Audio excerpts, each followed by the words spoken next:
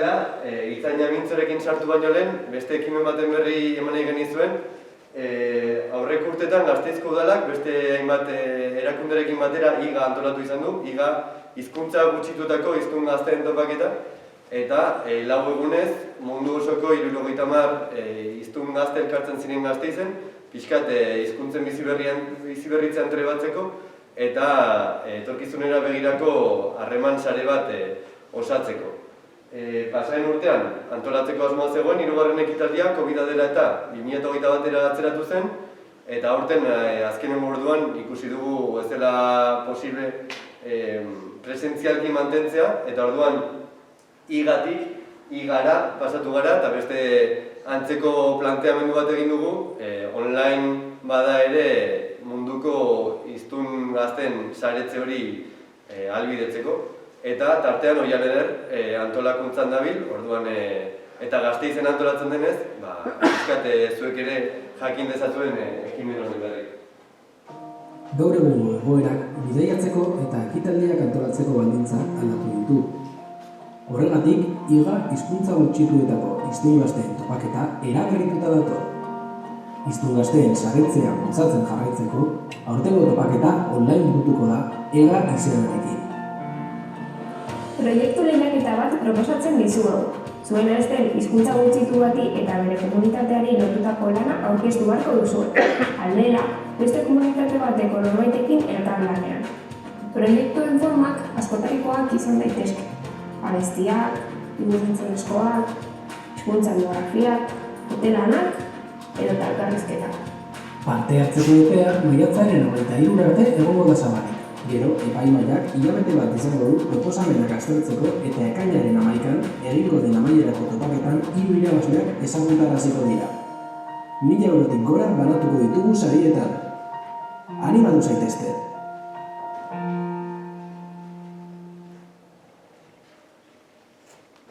Orduan, areto honetan gazte batzuk bazaudete eta ez dakit animatzen zareten horrelako proiektu bat martxan jartzera, alba da beste hizkuntza komunitatiko norbaitekin. Eta orduan, pixkat gomendio hori egineko genizueke, eta hain gazteak ezaretenok ezagutzen baduzue gazteren bat animatuko litzatekena, zinez eskertuko genizueke. Esan bezala, maiatzeko 23an bukatzen da proiektuak entregatzeko epea, eta ekainak 11an topaketa bat egingo dugu, erdi presentziala izango dena, eta pixka bat 4 egunetan egiten genuena, egingo dugu 2 ordutan, hau da, poesia emanaldia, hitzaldi bat, solasaldia, kontzertua, eta hori dena ekainak 11an izango da. Eta ez dakit ikusi duzuen, aurreko ekitaldi bat presentzialki egin zela, 2. ekitaldia, eta okerez badago, Ider eta Txerla, hor egon ziren, gazte parte hartzaile bezala, eta orduan, IGAtik, orain, gaurko gonbidatuetara pasatuko gara, Ider Parmou eta Txerla Rodríguez izango ditugu gaurkoan, Groenlandiari buruz hitz egiten, eta, bueno, oso berezia da, beraiekin ikasturteari amaiera ematea, beraiek bizi dutelako, hizkuntzen bizi berritzea, euskararen bizi berritzea murgilduta daudelako, galizierarekin ere harreman handia dutelako, eta groenlandierarekin ere edukizutelako beraien kontaktu hori, eta aspalditik hitz egin da genukan, eta, bueno, egia esan, bi idolo hauekin amaitzea ikasturtea, polita litzateke. Eider Palmou, haur hezkuntzako Urretxindorra ikastolako zuzendaria da, eta horretaz aparte ikasiko kidea da, Semente Galiziako murgiltze eskolekin harremana dauka, eta Txerla Rodríguez, bestalde, irakurri izan duzu ere, euskalgintzari buruzko doktoretza tesi bat egin berri dauka, eta bueno, beraien pasiotik Groenlandiera nola ikusten duten gure aurrean jakitea, egia esan aukera oso polita da, eta besterik gabe zuena da hitza, eta eskerrik asko Itzaina Mintzoren 6. ikasturteari zuekin amaiera ematea.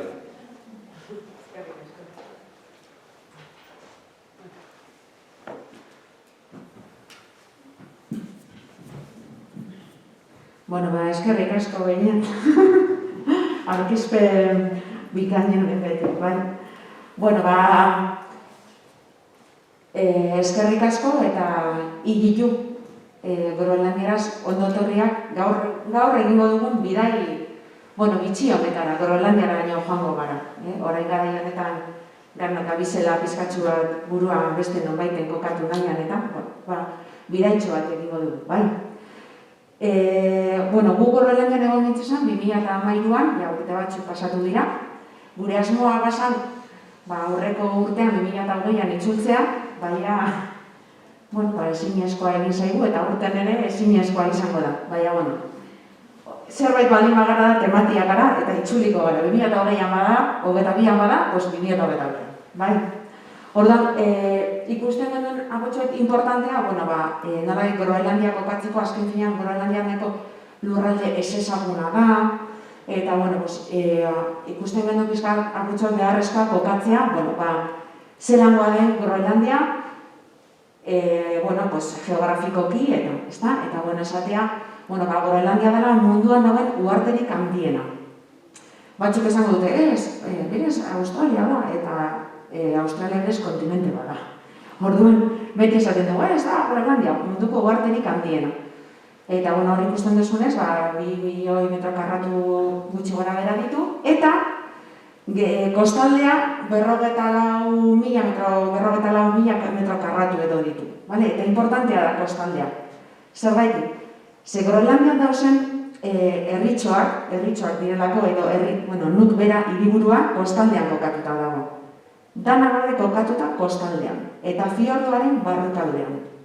Erdigunean bizitza ezinezkoa dalako. Naiz eta uda garaian, temperatura esan dezakegu epelagoak izan, komilen artean, barrukaldean bizitza ezinezkoa da. Eta oso importantea, eta inuitentzako oso importantea dena dabe eta munduko parke naturalik handiena. Groenlandia, naiz eta hain handia izan, 56.000 pertsona baino ez dira bizi.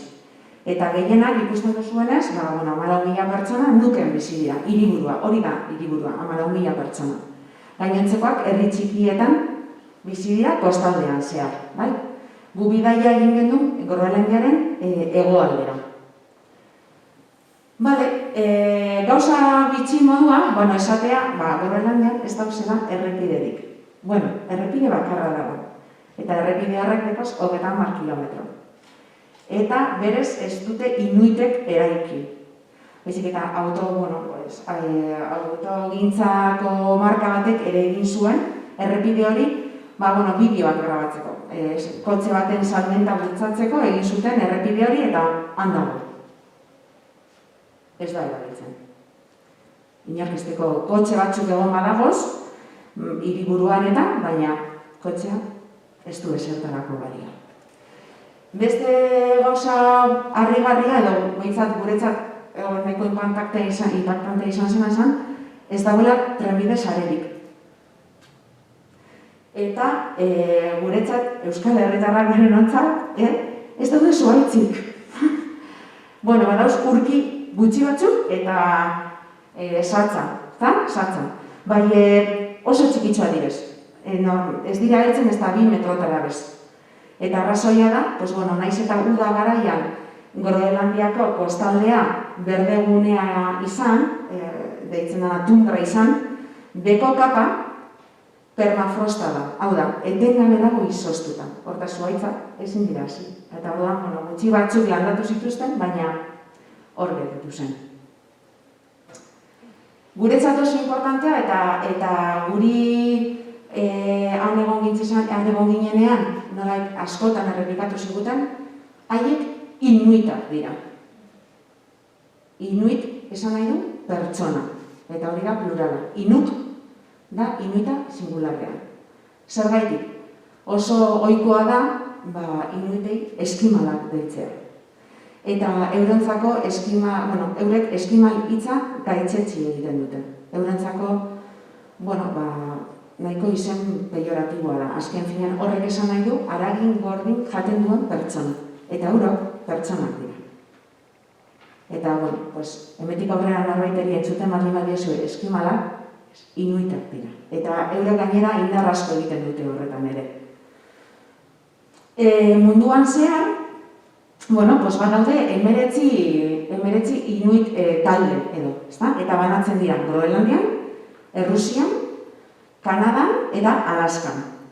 Baina inuiten egoera oso desberdina da, bai Alaskan, Kanadan, Errusian edo Groenlandian bere. Eta, egoerarik onena, ez bakarrik ekonomikoki, baizik eta kulturalki eta linguistikoki, Groenlandian ematen da. Bertan gero Etxerrak azalduko dizue, zenolako prozesua egin duten hizkuntzaren berreskurapenean. Nondik abiatu ziren eta zenolako egoeran abiatu ziren, bai? Gero esatea, Groenlandia edo ingelesez Greenland esaten denean, bitzabera esaten du, herrialde berdea. Eta berdea, ez da. Ura partean, bada, baina kostaldea bakarrik. Eta, esatea, izen hau Erik Gorria bikingoak asmatu zuela. Eta eurok, inuitek brometan esaten dute, hori izan daitekela munduko lehen izen komertziala. Azken finean, Erik Gorria bikingoak asmatu zuen, zertarako? Bertara jendea bizitzen joateko. Horregatik jarri zion izen hori. Lurralde berdea. Bere garaian Groenlandiara joango ginela esan genunean, lehenengo gauza jaso genuna izan zen Groenlandiara. Baina hori hirugarren mundua izango da. Hor, zer dago, jendea, ze bizi da, tipietan edo. Eta ez, Groenlandia lehen mundua da. Gu ditugun etxe berdinak dituzte, gu ditugun teknologi berri guztiak dituzte. Egin dutena izan da, euren bizimodura nolabait moldatu. Azken finean, eurok inoiz ez dira bizi igluetan, hori gezur hutsa da.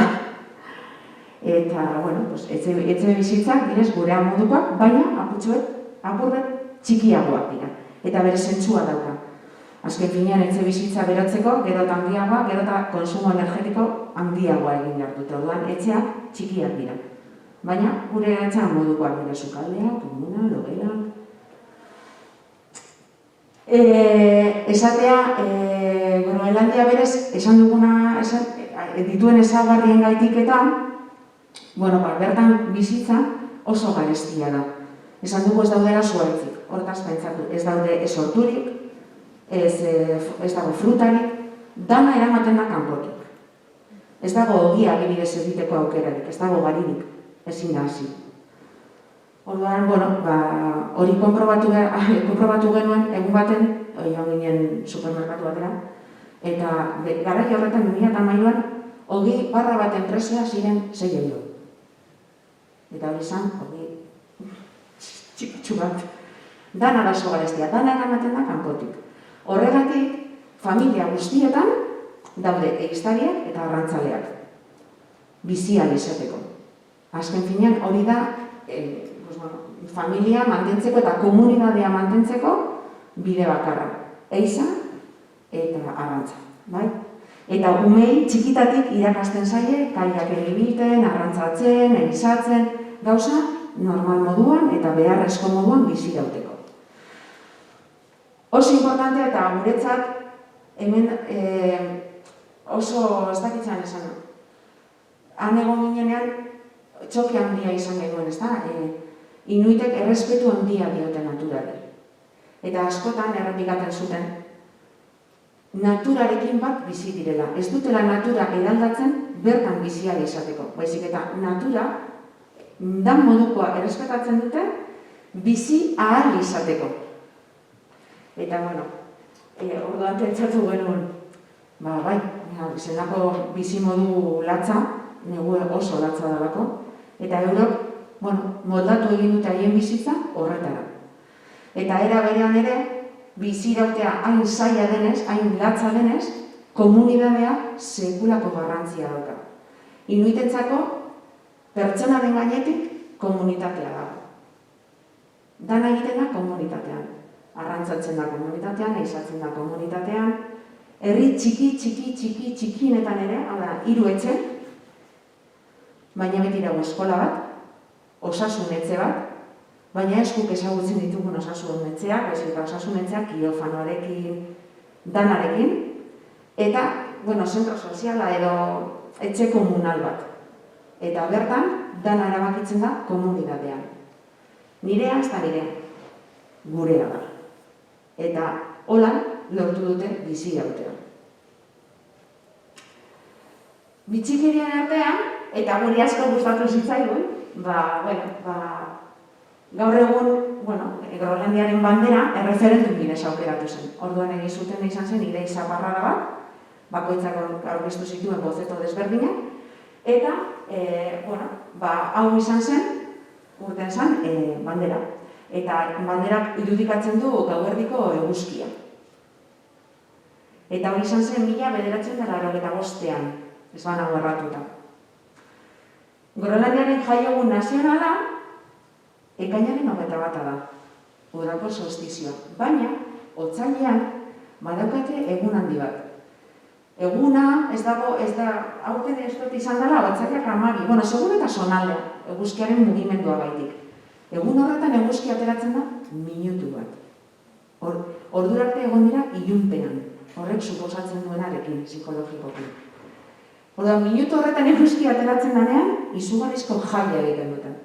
Minutu baten bolanderak bota, danak alkarri besagarkatu, eta eguzki badoa. Eta lehen esan dugun moduan, herri guztietan, eskola, osasunetzea, eskola garrantzi handia hartzen du, bebai. Inuitentzako eskola da, familia.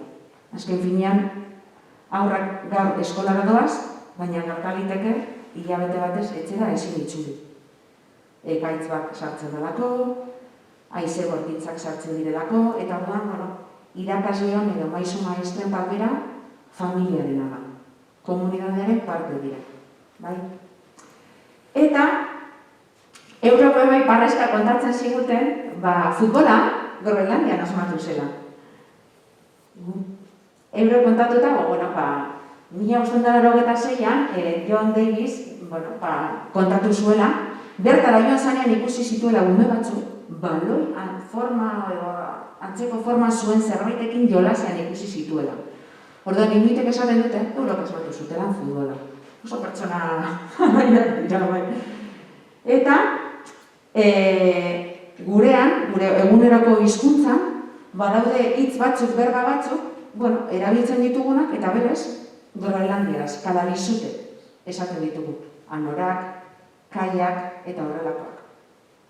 Eta badaukagu gauza bat, uda garaian danok erabiltzen, edo gehienok erabiltzen duguna, eta eurok asmatu zuten bizi irauteko. Eta izan ziren eguzkitako betaurrekoak. Bestean itxu gelditzen ziren. Eta, kuriosa, eurok asmatutakoa. Eta era berean ere, lehenengo navigazio teknikak ere esaten da, inuitek asmatu zituztela. Azken finean eurok itxasotik bizi dira eta itxasoa oso importantea da eurotzako. Hau dana, momentu baten aldatu egin zen. Danierak sartu ziren Groenlandian, bai? Eta hor, momentu horretan, etxerra kontatuko dizuen moduan, akulturizazio eta hizkuntzaren galdera bat ematen du. Baina, ostera, 1990aren bueltan edo, ematen da, eurok deitzen diotena da, izotz irautza edo, irautza artikoa ematen da, bai? Oso herri bitxia da, gauza askotan, ez bakarrik naturaldetik. Eta guri adibidez, gauza bat danierak debekatu zutena izan zen, oso herri paketsua da. Eta ordura arte, danierak sartu ziren artean, Groenlandian liskar guztiak konpontzen ziren abesten. Bertxotan. Kenduta, eriot, bai? Noiz iritsi ziren. Danierak hasi ziren iristen zu kontatuko duzu gero? Bale, ederto. Utziko txagu gero, txarrari kontatzen, bai. Pues, esan dagoa, liskar guztiak konpontzen zituzten abesten, kantatzen, bertxotan. Kenduta, bortxaketak eta eriotzak. Eta horrekin ere, danierak amaitu zuten. Azkenean, eurek animistak ziren, gaur egun badira, dago nahazte bat erlijioarekin, bai, Danielaren okupazioa gaitik, baina kuriosoa bizitzaigun zelan dan posible gatazka guztia kantatzen konpontzea. Horrek adierazten du oso herri, maketsua, lasaia, eta, komunitatea horretan importantzia duela, bai? Beste gauza bat kontatu zigutena eta harritu egin gintuena momentuan izan zen. Komunitateak hainbesteko garrantzia dauka, non orain dela gutxi arte pertsona nagusiek ez zutela nahi izan karga bat komunitatearentzako. Eta zer egiten zuten? Bere burua hiltzen uzten zuten. Karo, gu momentu hor baiz, joli, zego gorra. Baina, karo, azkenean, pertsona zaharra, ezin duena ez eizatu, ez arrantzatu, ez komunitatean lagundu, karga bat da. Eta bizi irauteko, karga horrek ez du lagunduten. Orduan, ezin badiote zer eman komunitateari, baina. Hori gaur egun ez da gertatzen. Baina, guretzat gogorra izan zen entzuten. Nola mito batzuk apurtzera joan gara, eta era berean ere pizkatxoak irlako katzera joan gara, eta gero, txarrak ingo otzue pizkatxo bat beste ibilbide bat, bale? Apur baten, hor jasodan galderari ere erantzun dutzat, modu batera horreztera. Suposatzen da, lehenengo inuitak, edo paleo inuitak edo zirela krista horrako 2005 urtean Groenlandiara. Baina, izan da boladaka, bai? Groenlandian, gaur egon dira izotzaro batzuk historian, eta batzuetan jendea bizi izan da, baina beste batzuetan ez da bizi izan, bai? Uste da, gaur egun Groenlandian bizi diren inuiten aurrekoak izan zirela tuleak, eta horrek 1100-etik 1500-era bitartean heltzen joan ziren Groenlandiara. Ia danak Alaskatik. Alaskako goiko puntatik joan dagoak, bai. Hor, ederrak aitatu da Groenlandiaren izena, erik bikingoak iminiz otzola, iminiz iola bere sasoia, eta hori bera edo zen 1000 urtearen buelta horretan, bai? Beratzekin dara gaitabiak. Eta egon ziren bikingoak bizitzen Groenlandian gutxienez 15. menderarte. 1911tik aurrera ez dago berririk bikingoen inguruan, bai? Ordura arte egoten ziren kontaktuan Islandiarekin batez ere, baina, urte horietan egon zen beste izotzaldi potente bat eta galdu zuten kontaktuak. Ez dakite, bai? Eta Daniarren eta Norvegiarren kolonizazioa hasi zen oindala 300 urte. Aurten justo egiten du 300 urte, bai? 1721an hasi ziren heltzen apaiskak. Apaiz Daniarrak eta Norvegiarrak Groenlandiara, bai? Eta, aipatuko dudan gauza batekin gogoratu, bai? Oindala 300 urte, bai? Kolonizazio horren ondorio bat, eta hau bitzia da, baina Groenlandia esan zen munduan analfabetismoak kendu zuen lehendabiziko herrialdea. Eta hori izan zen 1850 urtearen buelta horretan.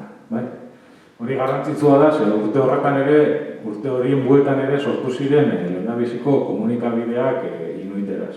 Alfabetatu egin ziren, baina alfabetatu ziren inuiteraz, ez danieraz. Azken finean, alfabetizazioaren helburua, edo bintzat apaisen alfabetizazioaren helburua zen inuitak kristautasunera konbertitzea, modu batera bestera. Eta, inuitek aipatzen dute, inflexio urte bat izan zela 1945. Bigarren Mundu Gerra amaitu zanean, Dinamarkak aldatu zuen ordura arteko joera, bai? Ordura arte, Groenlandia hor zegoen, euren probintzia bat zan, baina hor zegoen, ez zitzaien bat ere interesatzen. Baina urte horretatik aurrera interesatzen. Azten da Groenlandiaren gaineko interesa, bai? Batetik, bigarren mundu gerran Estatu Batuek eraiki zituzten base militar batzuk Groenlandian. Gaur egun Groenlandian dauden 3 aireportu internazionalak dira Yankiek eraikitako baseak. Oraindik iparraldeko punta-puntan badaukate base militar bat, eta gero beste base bi edo daude abandonatuta, bai, zagorrez beteta, hor utzita, bai. Eta hasi zen kolonizazioaren fase gogorra, ordan ditzen dute modu batera edo bestera, bai, eta hori izan zen aurreko mendearen 50 garren hamarkada horietan, bai. Hor alde batetik, egia da, inuiten bizi-baldintzak asko hobetu zirela. Batetik, Dinamarkak debekatu zuen nomadismoa, asentatu zituen danak herrietan. Horrek, arazo batzuk sorrarazi zituen, baina era berean bizi-kalitatea asko hobetu zen. Ordura arte, inuiten bizi-iraupena, ni inuita banintzia hilda egon nintzen. 40 urteren bueltan zegoen bizi-iraupena. Eta 2 hamarkadatan 20 urte egin zuten aurrena, bai? 40tik 60ra pasatu zen bizi-iraupena, bai? Eta azten da ere Groenlandian fenomeno berri bat, bai? Ordura arte Groenlandian ez zegoen klaserik, hau da, danak ziren berdinak, horretasunean berdinan, nahi bat dingo duzue. Baina horrazten dira bestelako gauza batzuk azaltzen, bai, edo batetik. Daniarrak azten dira hartzen lanik, esan digun, prestigiotzuenak, irakasleak, medikuak, barkoetako kapitainak, eta horrek daniarrak dira, eta inuitak azten dira bestelako menpekotasun bat sortzen. Baina urte horietan gertatzen da gauza bat. Eta zerikusia dauka 1973ko horrekin. Hor, bi fenomeno batzen dira. Alde batetik, 50 hamarkadan Dinamarkak hartzen ditu ume inuit batzuk eta eramaten ditu Kopenhagera, lapurtzen ditu, komila artean. Eurek esaten dute ezitzera eramaten dituztela kontinentera. Oie, umeak ikasten dute, azten dira, unibertsitatera heltzen dira, baina erabakitzen dute bueltatzea Groenlandera. Eta nolabait elite bihurtzen dira, baina metropoliaren kontrako elitea. Eta lehenengo borroka izan zen 1973an gertatu zana, bai? Oda, Groenlandiak lehen Brexita egin zuen. Oda, atera zen Europako komunitatetik batez ere arrantza kontuen gaitik, bai? Groenlandiaren bizi sustentoa arrantza da. Arrantza zen eta arrantza da gaur egun ere. Orduan, Europak jarri zizkien baldintzak ziren eurentzako onak.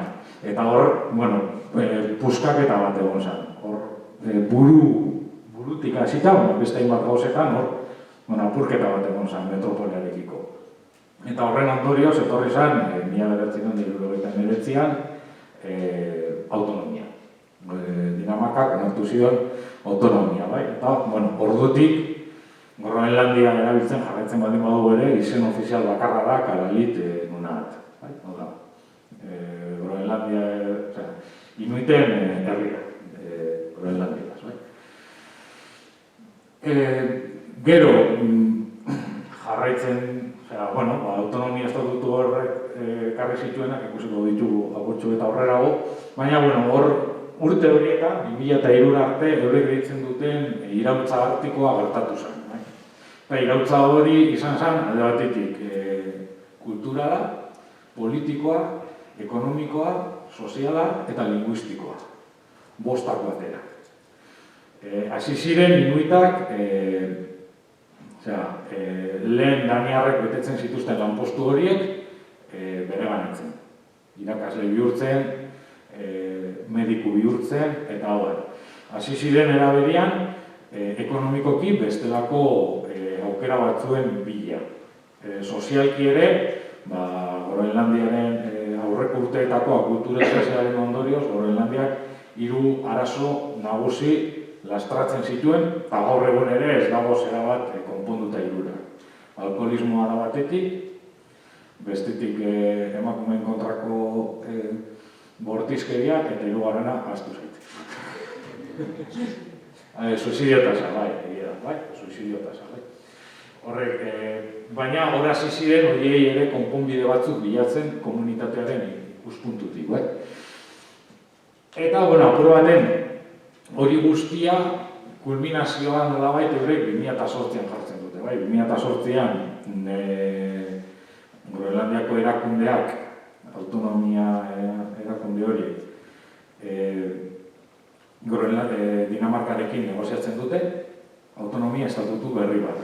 Autonomia estatutu berri hori alde batetik, estatutu horrek alde batetik autodeterminazio eskubidea jasotzen du, gauzatu behar zana 2021ko ekainaren 21ean, Danimarkako kolonizaziotik 300 urtera, ez da nahingo, ez 2021ean, seguramente ez da marka honetan ere, torreko da, gero horrek buruz ere itzeko dugu gero.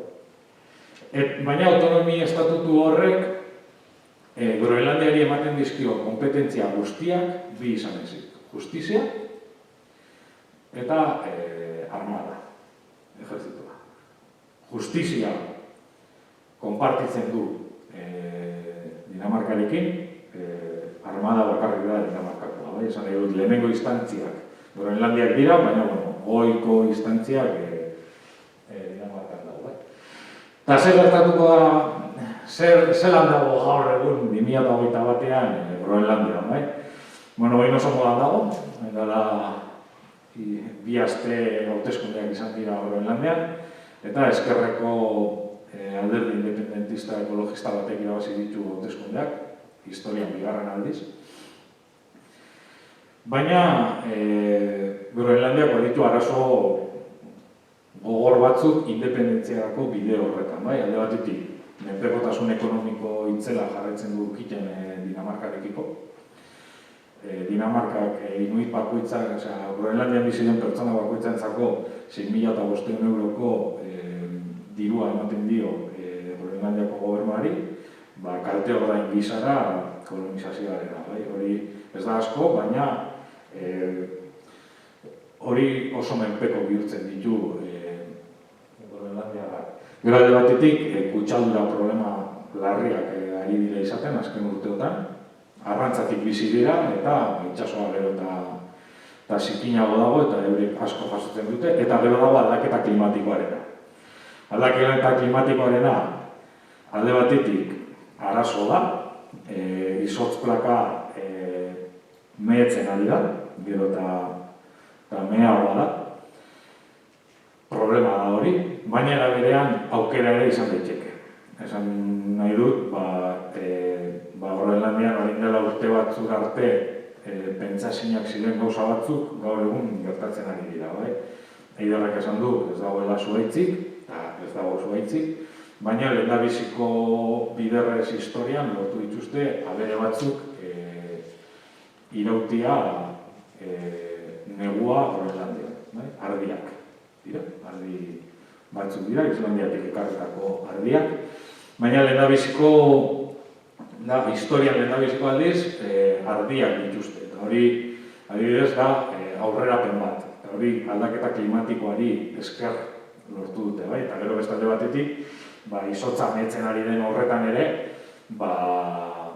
lurrazpian dauden material asko merkeago ateratzeko aukera ere izan dezakete inuitek.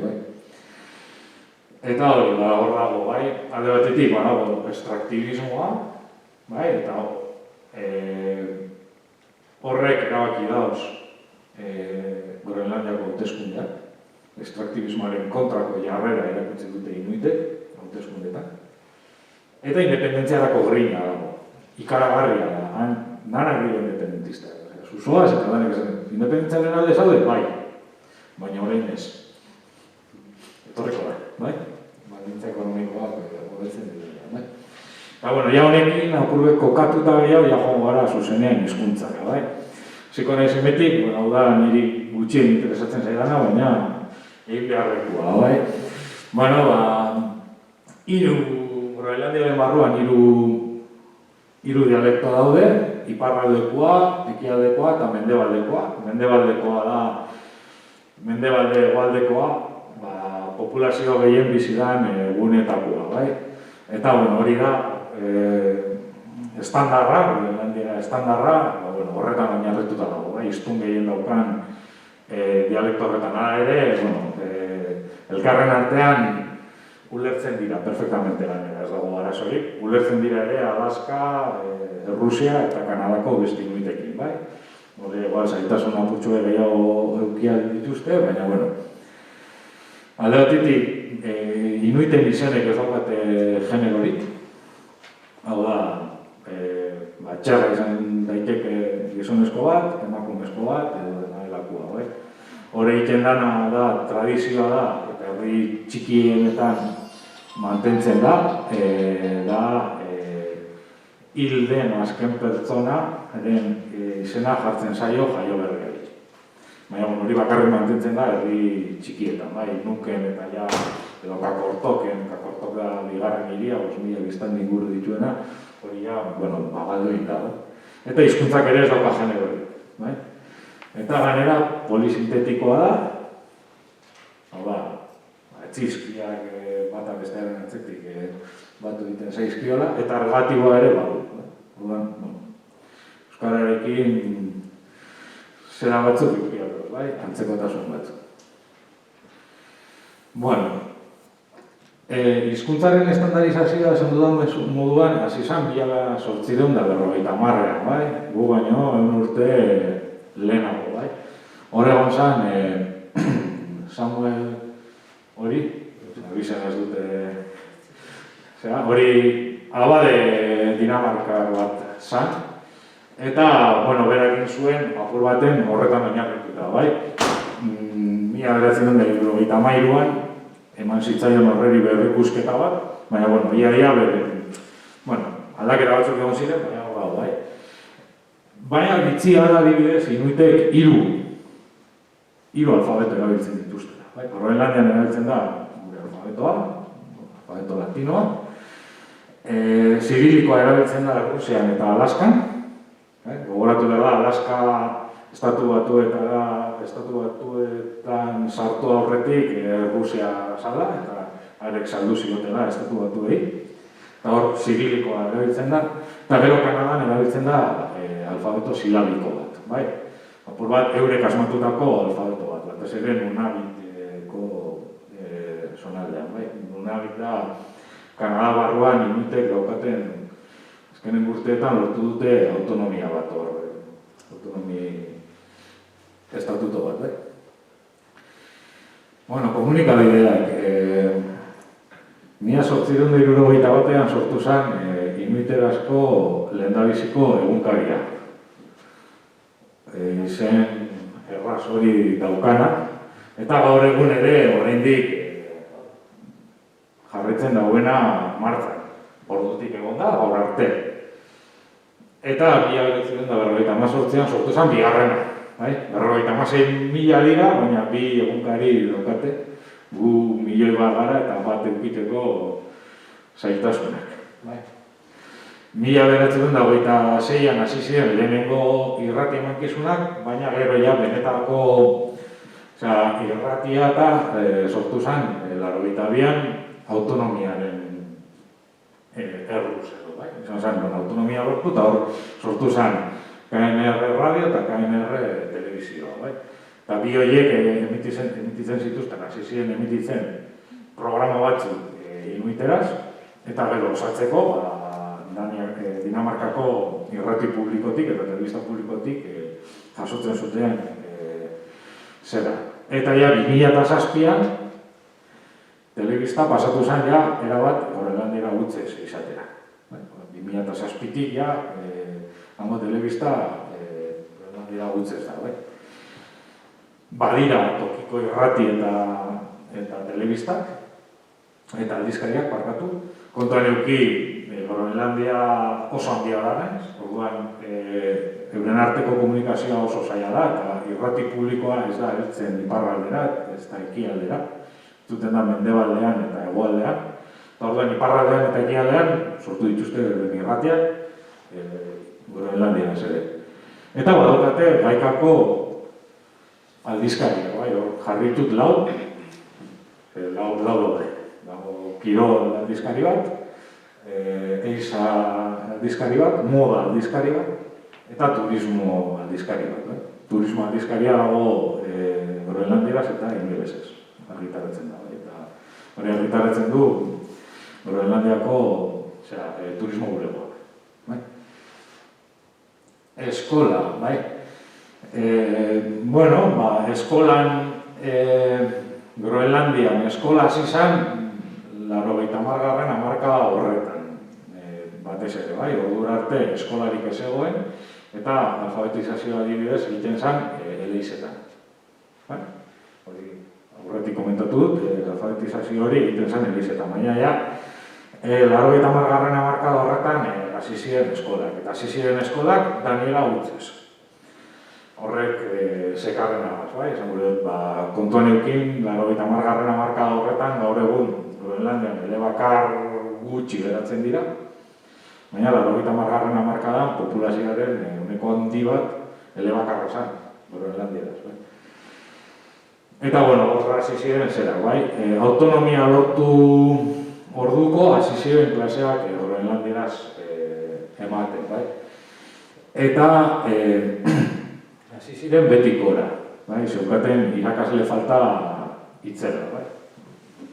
Eta lehenengo momentutik Groenlandiako kurrikuluna eratzen hasi ziren, bai. Gaur egun, adibidez, 6 urtetik 18 urtera bitarteko eskolaratzea derrigorrezkoa da Groenlandian, eta inmersioa da Groenlandieraz, bai. Gero, lehen hezkuntzan sartzen da ingelesa eta bigarren hezkuntzan daniera, bai. Hor txauto jarreta dago alderantziz. Ontxe konturatu naz, alderantziz, bai. Lehen hezkuntzan hasten dira ingelesarekin eta bigarren hezkuntzan daniera. Bai. Eta dituzte ikaragarrizko inbertsioak, baina ikaragarrizkoak materialean, pedagogian eta irakasleen formazioan. Ikaragarria izan da. Gaur egun, Groenlandiako eskola guztietan irakasleak imitak dira. Ez dago daniarik. Espada danierazko irakasleak. Eta eurek Groenlandian 56.000 biztanlerekin irakasle eskola dauka. Universidade dago nuken, eta titulu bakarra noten du momentuz, baina zin nahi dute bigarrena, nekazaritza eta arrantzari lotutakoa. Baina lehenengoa, eta bakarra momentuz, irakasle eskola da.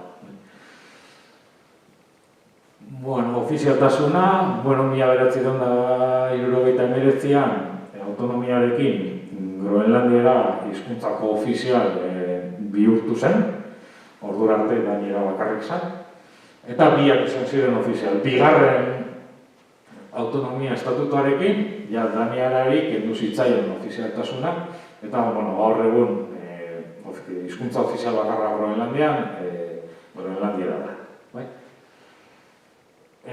Gaur egun administrazioan, toki administrazioan erabiltzen den ia hizkuntza bakarra Groenlandiera da. Gauza gehienetarako erabiltzen da, justizian izan ezik. Justizian transferentzia edo kompetentzia oraindik ez dagoenez Groenlandiaren esku, hor jarraitzen dute danieraz egitera behartuta.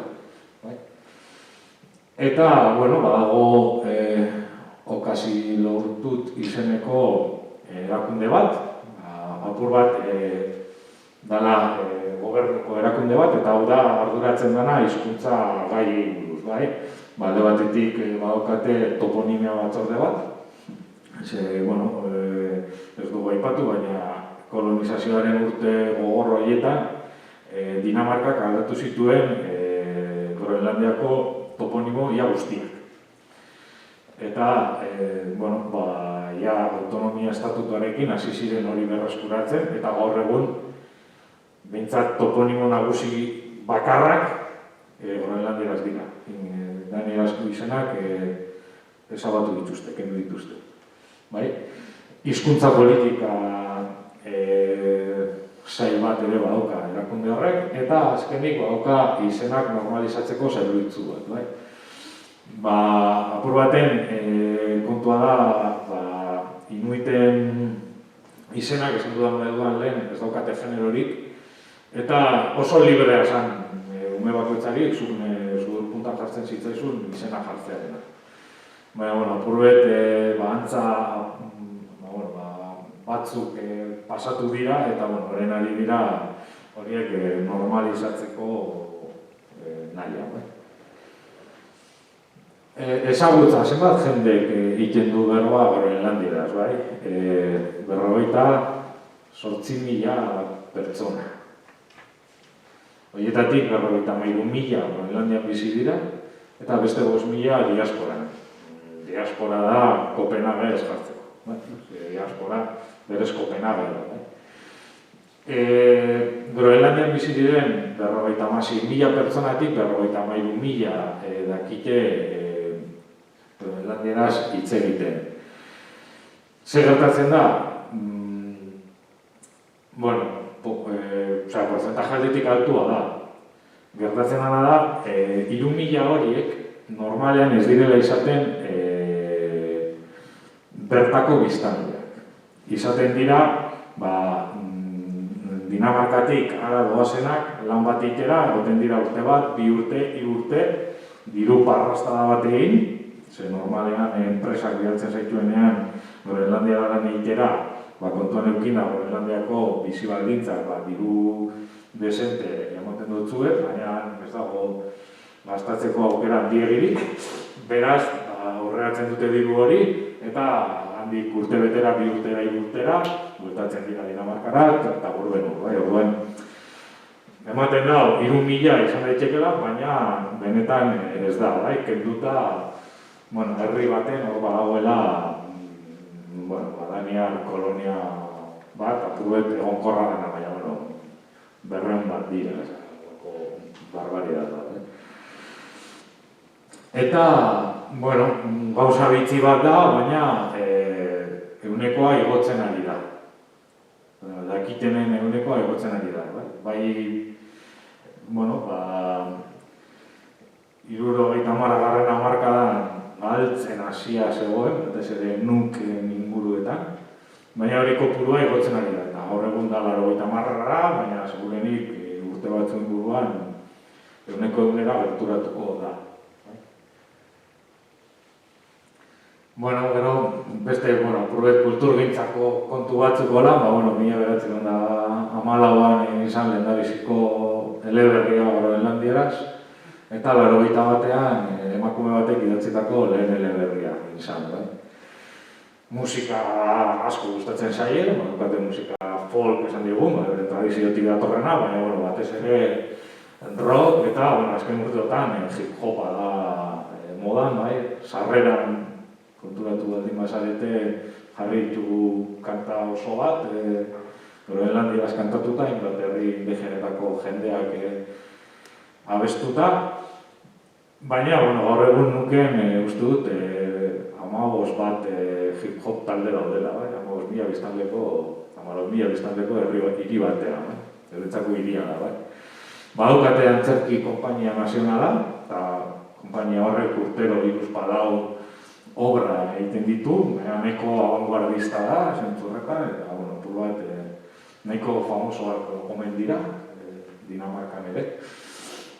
Eta, pintura ekarri dute, hau da, Groenlandiako pintore nazionala, Aron de Kangek, eta, hau da, berak margostutako kuadro bat, bai? Bueno, apur bat, tradizio inuita eta modernitatea uztartzen saiatu zen, bai?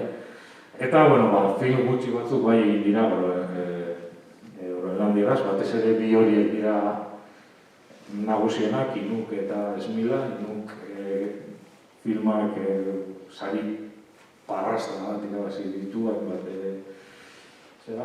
nazioarteko hainbat lehiaketetan eta hau.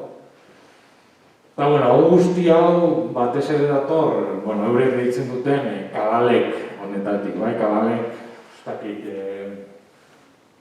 ez daukaolako itzulpen zerarik, bai, hori sentimenduarekin dauka, bai, esango dut azkenean. Inuitek egin dutena, 80.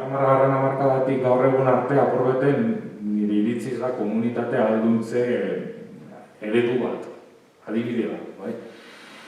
Eta, bueno, eurek esaten dute hori dela, bueno, apur baten bizi berritze horren legamia izan dena, bai. Apur bat, 60.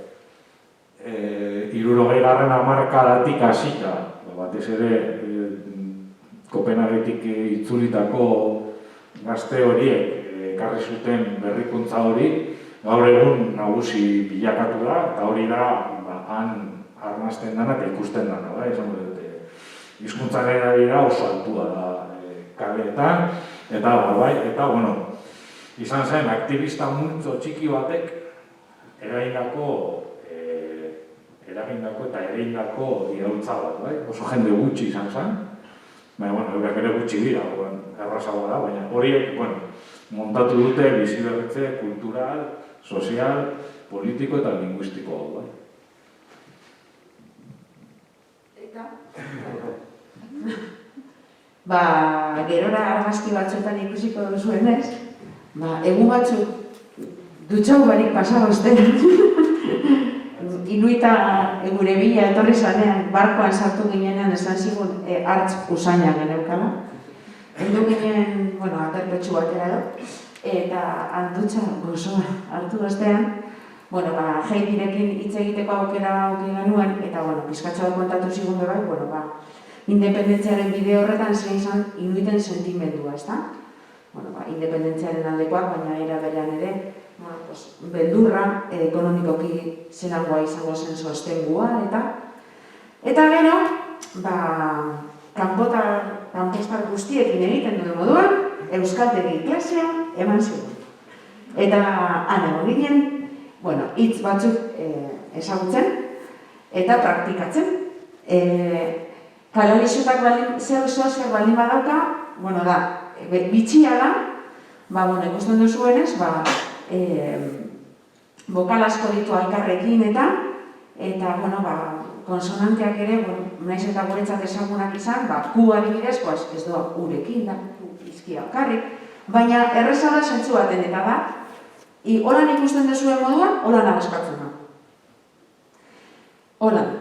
Gero, zerbait ikasi baldin bagenuen da, bertan erabiltzen den berbarik ohikoena, hitzik ohikoena da, imaka. Eta da, agian. Dana da, agian. Nire bila etorriko zua? Agian. Eguraldi hona egingo du? Agian. Dana hartzen dute honean. Dana ondo torten daki. Orduan, bueno, hau, baina, kuriosoa da moduan, eta galetu genien, bai esateko, eta ez, ze luzea, ez etza zaila gustatzen, txarra ez zaila gustatzen. Ze bizitza berez nahiko zaila denez, hobeto beti irribartzu batekin hartzea. Eta hori da euren filosofia. Namik, takus, bueno, pues, agur, lehen azarrean izan dizuet, irilu, ondo etorriak, alu, kaixo, aiungilak da ez txarrak. Guri, txarra aiorkok esaten diote, baina, bueno, ez dute asko erabiltzen hitz hori, ez ari asko gustatzen. Hora, normalean, zerbait txarra banean, erabiltzen dutena da aiungilak. Ez hona, ez txarra, tarteko bidean. Takana, eta, bueno, ia ber laguntzarik behar baldin baduzu, kalalek da Groenlandiarra, eta azabakit maite zaitu. Gainera, kuriosoa da, guri haitu, gauza bat ez duguna kontatu bitxikeri moduan, da sexualitatean oso modu irekian bizi dute. Hau da, bikoten arteko elkar trukaketak egoten dira baldin eta bikoteko zatibiek handoz baldin badaude, orduan oso ohikoa da. Nahi duzu, eta guretzat hori bai izan zen pixkat impactante, bai. Bai, dana dago gotu. Kontatuko nik bat, nik egun baten hiltze bat sartu nuen botatik, eta zauri bat egin nuen. Barruan joan behar izan nintzen osasun etxera. Hor esplikatu nion medikuari, eta berak esan zidan, Groenlandian ez dagoela tetanorik, orduan lasai egoteko eta ez egoela problemarik. Eta orduan joan ginen, bi gizonezko taberna batera trago bat hartzea. Saltu orduko etorri zitzaigun neska bat, eta 2 minutu ezien pasauko, ja, gonbidatu dituela bere etxera txortan egitera. Ez bere etxera, etorri bere etxera txortan egitera biekin batera, biok parkatu, euskalduna gara. Hori hola ez da ditzen, bai? Esan hori, zentzu horretan, sexualidadea beste modu batera bizi dute, bai? Era berean ere, herrietatik pasatzen zarenean, pasatzen segida gomidatzen zaitu etxera kafe bat hartzera, edo bai, oso pertsona irekiak dira, bai, zentzu horretan, pues bueno, etxeak beti daude zabalik, bai, kuriosoa da zentzu horretan, eta bueno, eskerrik asko, bat ez bezu esateko, kuianak, eskerrik asko, eta bueno, ia ber gogoa sartu zaizuen Groenlandiara joateko. Mila esker, kuianak.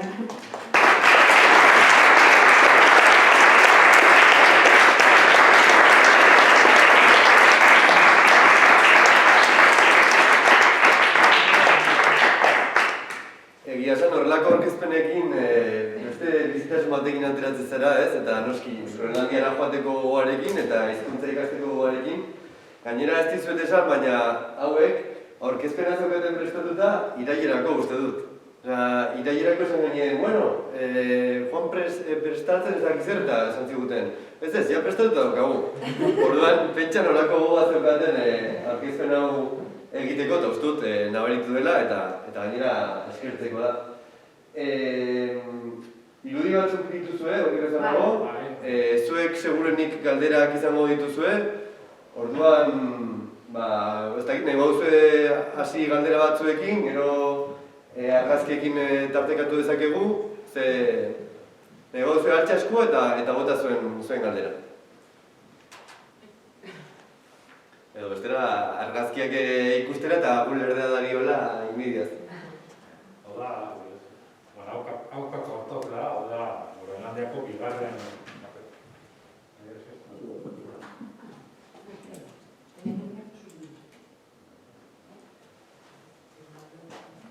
Hau da, kakortok, hau da, Groenlandiako bigarren hiririk handiena, 5.000 biztanle. Derio baino gutxio. Derio gulerria da. Ikusten duzunez, uda garaian, kostaldeaneko berdea da, tundra da. Eta lehen galdetu didate iaber uda garaian, iaber otiak, moskitoak eta bai egia da Uztaila parkean terriblea gara. Baina, bueno, gu egon ginen, gu abuztuan izan ginen eta orduan, hobeto eramaten da. Itxiago daude, hobeto eramaten da. Hor, etxeak, egurrezkoak dira eta koloreek baukate bere zentzua, bai? Urdin kolorekoak dira arrantza den etxeak. Eta besteak ez galdetuz ez dakit. Baina badakit, kolore bakoitza lanbide bateri lotuta zegoela, bai? 50garren, 60garren hamarkada horretan. Hau da kakortokeko portua. Horreten da, gure gehiago. Bai, urte bat, portu dira, Hau da kakortok ere da. Hau da beste. Ikusten duzuenez, hemen kotxe bat eta hor beste kotxe bat. Taxiak dira. Berez taxiak dira, ez dira kotxe partikularrak. Orduan, hauek supermerkatura doa zeresketak egiten dituzte, eta supermerkatuko batean dago taxia, eta taxia etxera eramaten ditu. Eta ematen du errepidea dela, baina da pista bat. Osea, betiko lan ematen du errepidea asfaltatua, baina pista bat da. Baina ez da baso. Eta hori, kotxeak normalean, kotxeak bekiesen dituzten bakarrak, izatekotan direz danierak dira. Danierak dira. Eurok eramaten dituzte kontinentetik gara. Baina bertara kotxe bat eramatea, zuk erostea, kotxe bat eta kontinentetik bertara eramatea, impostu eta, kotxearen bikoitza ordaintzen duzu. Ordan, ez dituzte behar. Ez dituzte erabiltzen. Eta, orduan, Daniarrek ez egitean, ez dira berriz kotxea erabiltzea, edo... Baina nolabait da, estatusa bai markatzeko. Bai. Orduan erosten dituzte errantzerak, lehen aipatu dudan errepide hori, ez nuen ere, Volkswagenek egin zuen errepidea, eta izan zen rantxera bat promozionatzeko. Zehan dauzenak ez, pista, dagoena da pista, orduan. Eta eurok eramaten dute kotxea nolabait, ni kontinentekoa naiz. Kotxea da. Herrien artean pistak daude, bideak, dela itxasoz... Udan egiten dute itxasoz. Fiordoetatik. Eta neguan egiten dute motorrekin. Neguan fiordo guztiak izoztu egiten dira, eta orduan komunikazioak erraztu egiten dira pila bat. Herri guztiak daude fiordoen amaieran. Hau da, kakortokeko lonja. Hau foka da. Ez dago oso. Balea bai dago oso. Bakailua, hori guztien duzuen bakailua bai. Foka da, jaki... Foka barik ezin zara bizi, gero edatean. Fokak ematen dizulako bizitzeko behar diren vitamina. Vitaminak, mineral, ezin dituztenak jaso, fruten bidez, edo lekaleen bidez, eta oso beharrezkoa dute. Egiten dutena garaian jan, edo egiten dutena da uda garaian asko arrantzatu, eta zoazenean herri txikietara eta ikusten duzuz makailoak eta fokak eta sikatzen. Eta horrekin, mantentzen dira negu osoan. Hau da, portuen... Aitu. Hau da, herri... Hau argazkia bat eragen duen, hau da, Napurruet destangiz. Hau da, herri bat, eta Zermiuk izeneko herri bat, herri txo bat da. Dauzka... Erreundatiku biztanle. Eta hau zan, hemen dagoz herriko umeak futbolean, Hau da herria, eta Zermiuk. Ikusten duzuenez, antena parabolikoak dituzte leku guztietatik, eta, Apurruet, bakoitzak dauka itxasontziak dauki ez danak, kaiakak ere erabiltzen dituzte, baina... Hau da, eta Zermiukeko... Makailua zikatzen, hau jaten dute, gordin. Zikatzen dute eta jaten dute. Oso dago, gaziera, baina... Gero adibidez arrantza, bere garaian erabiltzen zituzten txakurrak eta trineoak eta hori gaur egun bebai da, ez da oso ohikoa. Egia da iparraldean, bai, bada. Baina egualdean trineoak erabiltzen duzte motorduna. Etxeak nola berotzen dituzte? Nola? Etxeak berotzen dituzte zuarekin. Eta zua egiteko? Zua egiteko erabiltzen dute esteatita. Ez dago egurrik. Orduan da, esteatita da harri bat, eta botatzen dute balearen oli bat. kolpea. Eta horrekin berotzen dute... Ematen du izugarrizko beroa. Importantena da, hori ezin dela inoiz amatatu. Neguan behintzat. Eta horrekin berotzen dute etxe osoa. Eta da hori balearen koipe guztia, da plater antzeko bat arriskoa, eta egiten dutena da hori bero mantendu. Bai? Hori izango da, aspaldiko kontua. Bai. Aspaldiko kontua, baina gaur egun ere. Claro, gazik ez dago. Egun ere... Ez dago gazik, ez dago egurrik, beraz, jarretzen dute... Oina zikira bebai, argi indarrez eta etxeak berotzen. Baina, klaro. Baina ez daukate nahikoa eguzki ordu neguan hori berotzeko. Jarretzen dute balearen oliarekin. Horki da lehen esan duguna nogai, naturarekin bat egiten dute bizi irauteko. Bestela, klaro, ezinezkoa izango zen, argi indarrez etxeak berotzeko beharko zuten, ez dakit, zentral termiko bat, edo zentral nuklear bat, edo... Klaro, ezinezkoa da. Hola, egiten duzuna da, natura guztia zapuztu. Eta da, mantendu dituzte tradizio batzuk, egon begungo etxeak mantendu bat izateko. Hala ere, zera argindarra beharko dute. Bai, generadoreak eta erabiltzen dituzte asko. Etxe gehienetan kanpoaldean entzuten duzu, dago generadore bat. Gasolina kontinentetik ekartzen da, eta gasolina adibidez kuriosoa da. Ez da hain garestia horretarako. Horretarako baldin bada, ez da hain garestia. Orduan kontinentetik ekartzen da, eta gogoratzen dut, eta kortokin izan zen, edo ez du gogoratzen. Bai, gaba altzen zanek, gaba, kominen artean, zelako kakea generadore guztiak, amatatu egiten zen. Baina, karo, egunean, etxe guztietan dago generadoreak, baina gehien bat erabiltzen da, emergentzietarako. Ez da erabiltzen modu orokortu batean. Adibidezko ura berotzeko, dutxatzeko, edo... Baina, Galdera bat, bai. edo hiru galdera batean. Bai. Lehen aipatu duzu, hizkuntzaren ezagutza ehuneko 80 dagoela eta gora doala. Erabilera batera dator edo bigarren txarra, bide bat etxea. Aipatu duzu baitxe hirugarren zera. Mendebuka eran ez, jaztu goratzen hirugarren hamarkadan edo kolonizazio neurte gorrenetan eta eskola sartu zala gainera. Hori, erabileran igartzen da gaur egun hau da, bada badintarte bat eta gutxiago erabiltzen dagoen edo, eta hirugarren aia, kultur konsumoarekin lotuta. Ingelesa eskoletan lehen hezkuntza sartzen da, horrek eragin izaten da gero literatura kontsumitzen dutenan, musikan pentsatzen dut, gehiago izan badala. Bale, horre hasiko naiz atzetik, kultur konsumoan kontuan eduki oso gutxi direla, eta oso produkzio txikia daukatela. Hauek asko kontsumitzen dute ingelesez.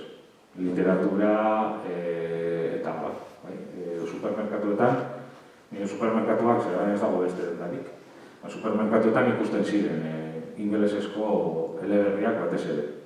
Oso gutxi dira, ez daukate zelan produzidu. Musikan adibidez, gehiago konsumitzen dute bertakoa de bai. Musikan bai dago produkzioa, errazagoa da, komiartian. Beste biak, erabilera oso altua da. Oso altua da. Gu egon ginen hegoaldeko zera horretan, ez genuen inor Groenlandieraz esan beste hizkuntza baten entzun. Eta ez da igartzen adinen zera hori, buelta eman diote erabat. Egia da, gu ere egon ginela inuitekin, ez ginela egon Danimarkekin. Genuen topatu inor, Danimarkako asanik. Eta gure hoti igerriten da, fizikoki oso ezberdinak dira. Eta erabilera oso altua da. Nuken bai antza igerriten da apur baten adin batzuetakoen erabilera bajutsuagoa dela, nagusienak, baina beste lekuetan ez da igertzen. Eta ja, iparralde ekialdean, bidezela, esango dute, puruenak komila artean ez dakizan adirazi, hau da kolonizazioa gutxien jaso zutenak zeratik bizitzen oso urrun eta ez zegoen hor ez interesanterik, hor erabilera iauneko unekoa da. biera, esan dut, osko informala esan digun, bai? Eta baita, ez dakit, administrazioarekin komunikatzeko eta hor bai. Gero kultur konsumoa gertatzen dena da oso gutxi direla. Eta azkenean 56.000 pertsonen artean, sortzen dana. Esan dut, 2 pelikula egin dituzte. Groenlandieraz. 2. Ez dago besterik. 2. Euskal Herrian urtean produzituko direz 30. Dokumentalak eta kontuan edukin da bai.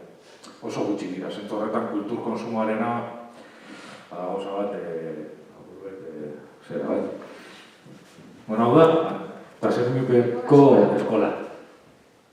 Demografiari dagokionez, azken urteetan beraka nabitu da, gazteak gelditu nahi dute, ikastera Danimarkara doaz eta bueltatzen dira edo bertan gelditzen dira, ze gertatzen da pixkatea? Eurak eskatuta daude horrekin. Egia da, bueltatzen direla, baina ez guztiak. Apur bat, hasieran diasporan esan dut 5.000 inuit daudela, edo hor dago 2 diaspora mota. Kopenhagera, ez dakit zuetako baten bat Kopenhagen egualdan inoz, baina Kopenhagen nahiko ikua da inuitak ikustea kalean, dirua eske. Izan zen batez ere, 80. hamarkadako immigrazio bat joan zen alaneitera Dinamarkara eta bueltatu esana eta gaina oso egoera alatzean bizi dana, kolonialismo, paternalismo, guzti horiek, zera.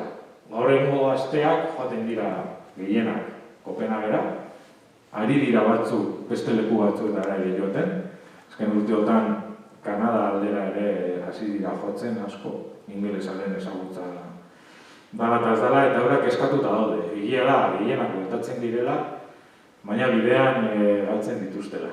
Horrekin kezkatuta daude eta nahi zuten nuken unibertsiadea handitu horretik orain arte komentatu du bakarrik irakasle eskola egon da eta nahi zuten nekazaritza eta arrantzarekin lotutako ikasketak martxan jarri nuken bertan. Baina horrekin kezkatuta daude. Ez dakite hori epe ertain luzera ze ondori ekarriko dotzon Groenlandiari kontuan eukin da oso gutxi direla eta populazioa kanpotik oso jende gutxi doa. Eta doazenak doaz denbora baterako. Lanera? Asko doaz lanera, hor Groenlandiaren ego mendebaldean dagoen herri igual jarriko mapa. Oiek normalean supermerkatura eta sartzen diren oiek gaur bat txikitxoak izoztuta datozena, oiek gehienak gatoz, handi. Orduan, jende asko doa lanera, horko itxasontzietara, lan egitera...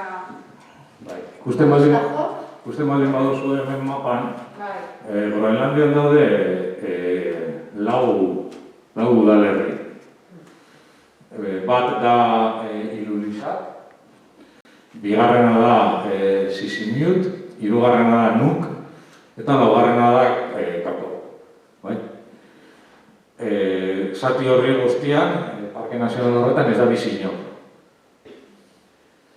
Azkenengoak bizi dira hor justu iparraldeko punta horretan, eta gero ekialdeko beste fiordo gune horretan. Baina hemen, Sisimiuten, badaude mehatze batzuk. Eta horari dira bebai prospekzio batzuk egiten petroleoaren bila. Hor, Sisimiuten daude atzerritar gehienak. Groenlandian bizi diren atzerritar gehienak Sisimiuten bizi dira. Eta dira langile kualifikatuak etorten direnak tarte baterako. Eta joaten dira diru gehiago irabazten dutelako. Eta askoz gutxiago gastatzen dutelako. Orduan, jende hori da pasokoa. Badator eta badoa. Orduan, gutxi gora bera. Oso jende gutxi doa Groenlandiara bizitzea. Bizi baldintzak Groenlandian oso gorrak dira, esan nahi dut. Groenlandian ezin da pentsatu, ez dakit. Pentsa, irakasle bat, handagoen lanbide bat pentsatzeko. Irakasle bat kobratuko du soldata. Lanagaitik, baina horrekin diruarekin ezin da bizi. Horrez gain, atera beharko da arrantza egitera edo izatzera. Zer bestela ezin da bizian. Horreri gehitu, gu egon ginen hemen, zonalde honetan, bai? Kakortok inguru horretan. Zonalde hau da, hegoalderen dagoena. Zonalde honetan, egoten dira, eguzkia ikusi barik, uste dut 46 egun urtean. Zenbat eta gorago joan, orduan eta gehiago da. Hori oso gorra da, eta negua da. Neguan Kakortoken normalean temperatura 25, 30, 35 gradukoa izaten da. Zer azpitik. Máxima. Eta zaten gurean ez dagoela guztirik da, gaur itxila. Horregatik lehen txerra komentatu du, badagoela arazo potolo bat, hori badagoela indize bat bere buruaz beste jende asko egiten du. Horregatik dago beste arazo alkoholarekin. Adibidez, alkoholak supermerkatuetan eta tabernetan ez da saltzen dobeketan, debekatuta dago. Eta uste dut horren, zapatuetan ez. Esan nahi dut, arazoa dagoelako jendea ez dolako, gero lanera, bai? Ez doa lanera, familian arazoak daude alkoholarekin, genero indarkeria, Eta hori batez ere gertatzen da, hor Kakortok eta nuken inguruetan, bai? Nukleorik handienetan, bai? Apur eta kultura zino gehien jaso zutena, bere sasoia, bai? Hau da, eskola... eta zerbitzeko eskola. Hau da, eskola. Eskola, hori da. Lehen esan dudan moduan, gertatu bainatzu, eskolara joan eta ezin ditxuli. Egon ginenean urte horretan, kontatu ziguten, ikasle bat, familia bat, zirela hiru nebarre bat, egon behar izan zirela hilabete eskolan bizitzen. Ezin izan zutelako etxera joan ekaitz etorri zan, eta hilabete bat eskolan bizitzen. Umeak posarren bizitzen, baina eskola eraikinetik irten bari. Ezin ziren irten, egoera klimatikoa zelari. Ekaitzak eramaten zaitu, ez duzu zer ikusten, eta gainera gau bitxila da. Eskolako lanak eta... Hori dira. Fiordoak.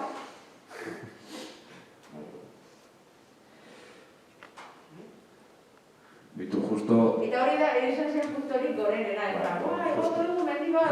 Justo mendi punta hori agertzen dana, gu joan ginenean Groenlandiara, bueltatu ginenean Groenlandiatik aireportuan gurutzatu ginen ales txikonekin.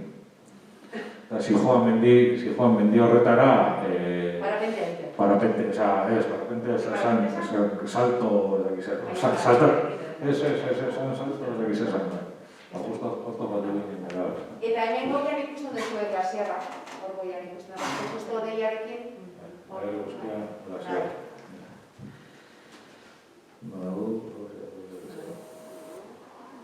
Hone dira zilerriak. Hori dira bikingoen zerak. Hilobiak dira, eta daukate zazpide da piku urte eta hor dagoz. Bai. Endogania arazoak eta badituzte edo nola? Ez.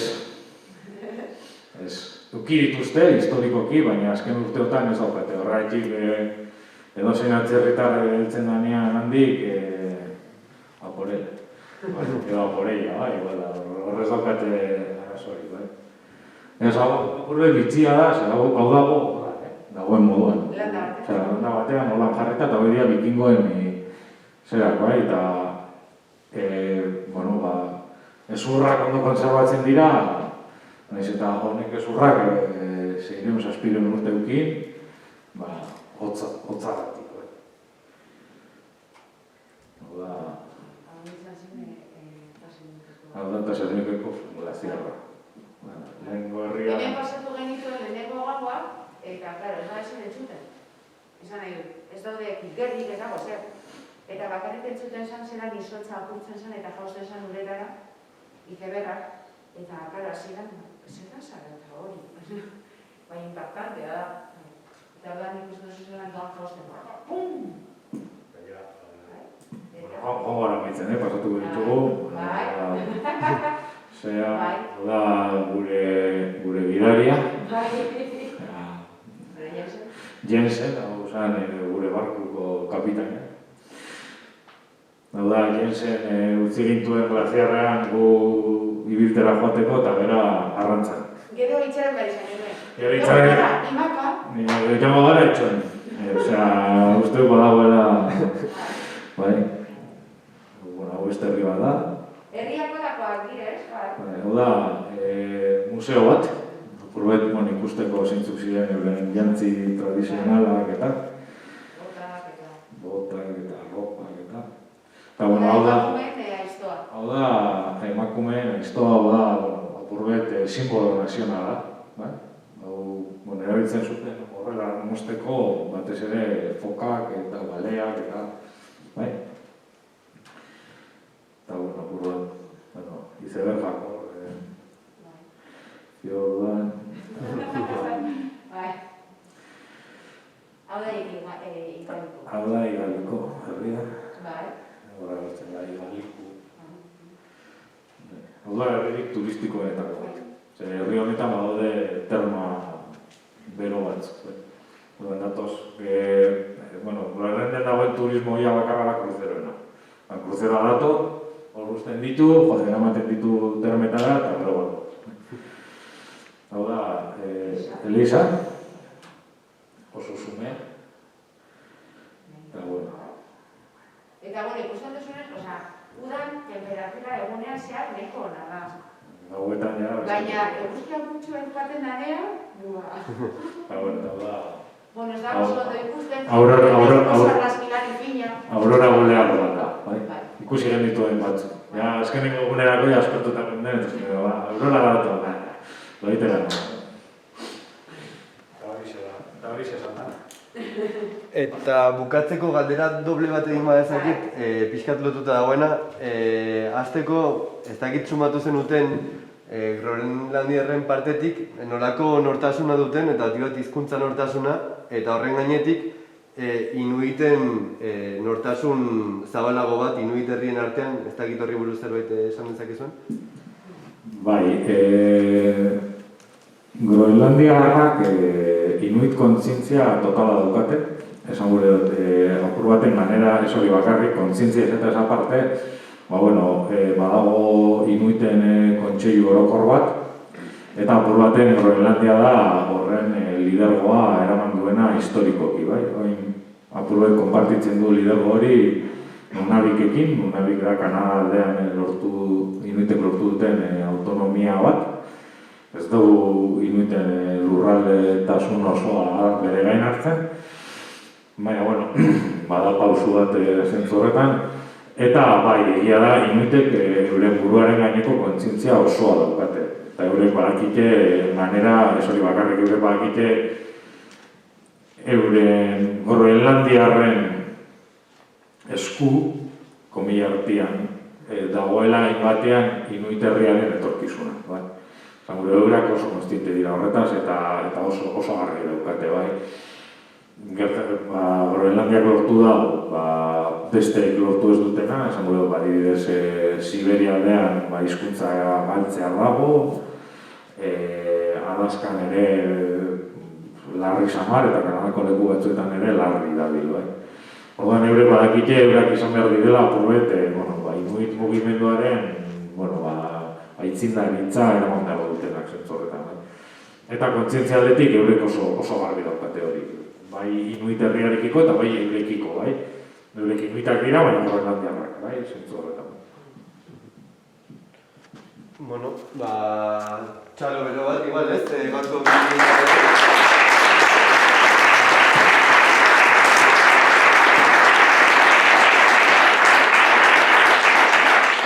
egia esan gozamena izan da, niretzat behintzat, segurunik zuentzako ere bai, eta hasieran ez dut aipatu, baina txerraren lana jarraitu nahi baduzue, bere emuneko normalkuntza teknikari izateaz gain, badauka blog bat oso interesgarria, Garaigoikoa deitzen dena, eta Twitterren jarraitu dezakezue, eta oso gomendagarria da.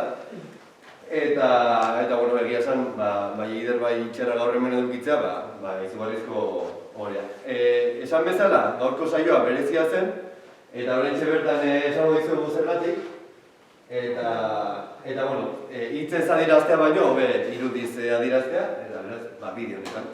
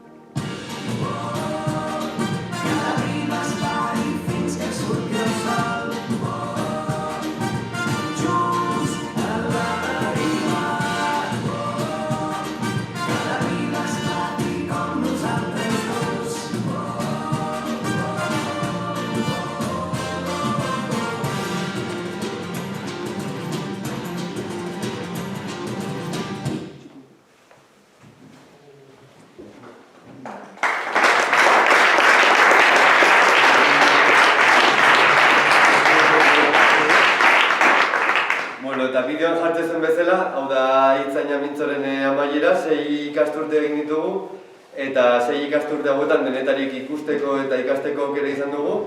Helburua hasiera-hasieratik Gasteizera eta Euskal Herrira munduko hizkuntza gutxitu ezberdinak ekartzea zen, eta gainera hain handi batean iaia dena euskaraz egitea lortu dugu, eta egia esan zirraragarria da gogoratzea nola hasi ginen, eta nola egin ditugun 6 urte hauek, eta nire partetik, nire eskerron zintzoena, bai Oian Ederri, proiektu honetan sinesteagatik eta niregan konfiantza jartzeagatik, eta bereziki zuei 6 urte hauetan Itzaina Mintzon sinestu duzuelako, eta duela 6 urte ezagutu genituen aurpegi batzuk, oraindik ere hemen ikusten jarraitzen dugulako, eta, benetan uste dugu denon artean egin dugun hibridea oso polita dela, eta, negarrez hasi baino lehen, hemen utziko du, eta benetan eskerrik asko, eta Itzaina Mintzo ez bada, beste modu batean edo elkartopatuko dugu hizkuntza gutxituen biziberritzaren bideo honetan, beraz eskerrik asko eta